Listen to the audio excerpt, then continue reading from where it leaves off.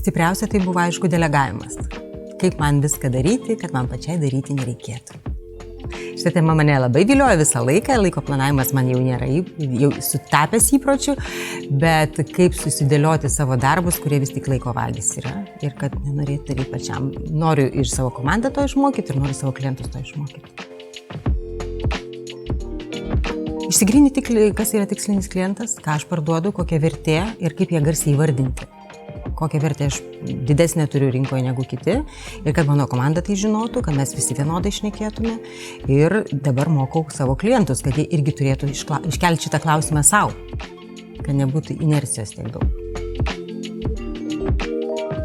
Norėčiau, kad visas mūsų šitas mokslas nenusėstų vien tik tais į gerąją patirtį, kad jinai taptų verslo vienu segmentu, kad mes galėtume toliau tą sinergiją skleisti ir kad kuo daugiau mažų verslų turėtų stipresnį pamatą po kojom ir žinotų, ką jie daro arba ką daryti, kad gautų tai, ko nori pasiekti. Pirmiausia, verslas turi norėti būti konsultuojamas. Jis turi būti užaugęs iki tiek, jis turi būti padaręs visas savo klaidas, turėti visus akmenėlius savo batuose, visą tą diskomfortą ir tą nelaimę, kad galėtų pradėti eiti link laimės. Šiltos pažintys.